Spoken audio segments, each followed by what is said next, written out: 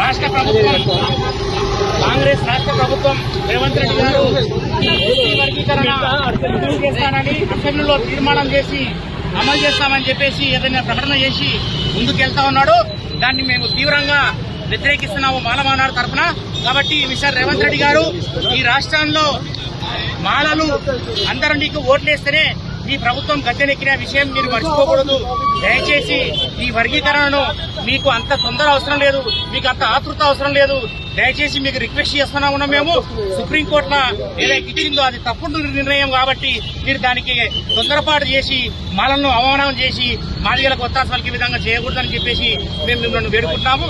దయచేసి ఇది ఇక్కడితో ఆపాలి, లేకపోతే మీ పార్టీ కానీ మీ అంత చూస్తామని చెప్పేసి